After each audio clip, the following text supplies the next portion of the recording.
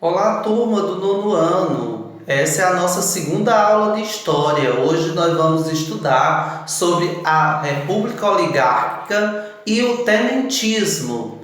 Iniciamos entendendo o que é oligarquia. Oligarquia é um governo para as minorias, para poucos, né? Nesse período de 1894 e 1930 aqui no Brasil, quem governava era Prudente de Moraes, né? Existia nesse momento elite agrária, os conhecidos coronéis, que eram fazendeiros que dominavam as terras, os negócios e as pessoas que moravam com eles. Daí surge nessa questão aí do governo de Prudente de Moraes, surge para a esfera a nível local, estadual e federal nomes específicos para essas pessoas.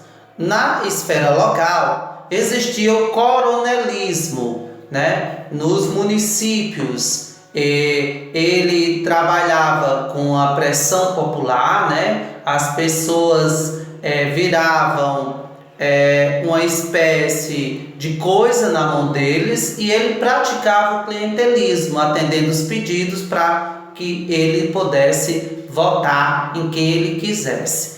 No estado, foi no governo de Campos Salles que surgiu a política de governadores, que era o controle político, né, do governo federal sobre os governadores, porque, né, esses governadores eles tinham o que pediam do governo federal e em troca eles lhe davam apoio político.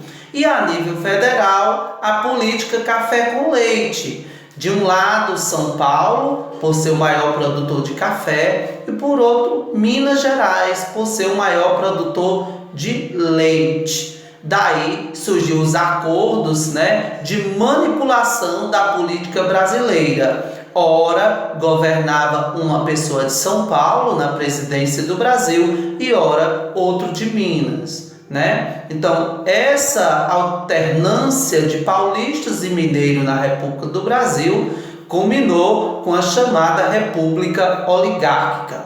Vejamos como acontecia a manipulação do processo eleitoral. A política dos governadores. O presidente não intervia nas questões estaduais e, em troca, os governadores davam apoio político ao governo federal, né? Já os coronéis, né, eles não faziam oposição ao presidente e manipulavam local os votos, né, por meio de represálias e ordens. Daí o que é que surge aqui no Brasil com essas duas políticas e juntando a política café com leite, uma sociedade desigual e excludente. Aí as camadas sociais não resistiram e acabaram criando o que a gente chama de conflitos rurais,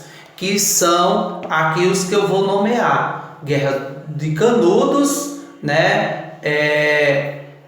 O cangaço, a Guerra do Contestado e, por fim, né, para acabar com todos eles, o tenentismo.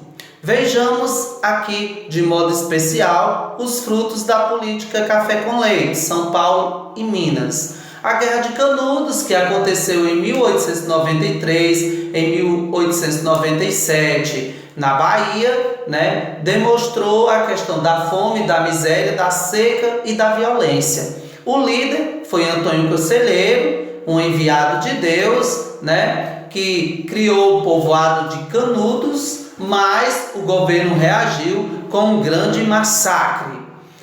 Veio o cangaço, né, bandidos armados que percorriam o sertão nordestino, eram chamados de cangaceiro e o mais conhecido deles, Lampião, pois esses bandos eram financiados por políticos na região. Isso aconteceu em Sergipe.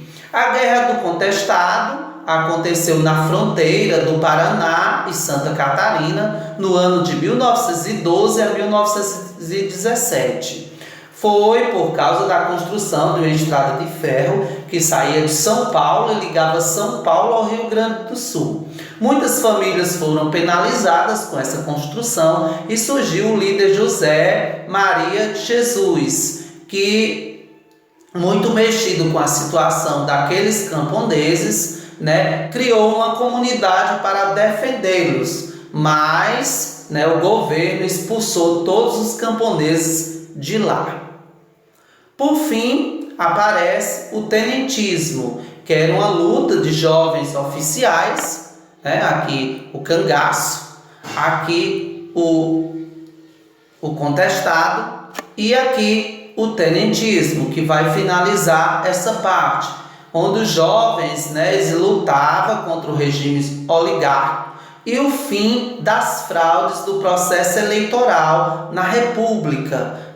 Eles queriam a implantação do voto secreto, não concordavam com a política de São Paulo e Minas, e isso mudou por causa da candidatura em 1930, porque São Paulo queria um candidato e Minas queria outro. O de São Paulo ganhou, mas o de Minas, que era Getúlio Vargas, o de São Paulo era Júlio Prestes, o Getúlio Vargas teve o seu vice assassinado, o João Pessoa.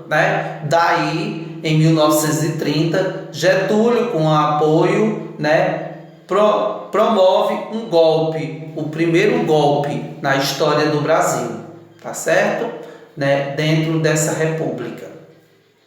Porque o golpe anterior foi na monarquia para a república. Então, nós podemos resumir, em suma, sobre a República, a conhecida República Velha, que na política dos governadores, o governo federal não intervia nas disputas eleitorais locais e garantia aos estados escolherem seu representante no Congresso, desde que esse apoiasse a União, porque senão até o seu registro de eleito era cassado. Na República Oligárquica, o domínio político e econômico das grandes oligarquias agrárias controlava o governo federal, o Congresso e o Estado. Era a chamada política café com leite, São Paulo e Minas. Pelo voto de cabresto, o eleitor era conduzido a votar num dos candidatos escolhido pelo coronel, em troca de favores, Então, muitos eleitores foram levados à força, já que o voto era aberto, não era secreto. Por fim, os tenentes não defendiam a política oligárquica praticada no Brasil, porque criticavam o domínio das oligarquias de São Paulo e Minas no poder, defendiam a moralização das instituições políticas do Brasil e queria que o Exército aumentasse a participação do governo federal. As reivindicações tenentistas eram maior participação do Exército nas decisões políticas e eleições, as eleições deveriam ser livres, com voto secreto e reforma tributária. E é assim que finda a Primeira República aqui do Brasil. Tá certo? Então você vai ao livro, vai na página 17 até a página 21 e na página 21, depois de você ler, você deve responder as questões 4, 5 e 6 do Recapitulando. Não precisa copiar, apenas colocar o tema e gabaritar as respostas. Depois, manda uma foto para mim no privado. Então, bom trabalho a todos. Estou aqui para esclarecer as dúvidas.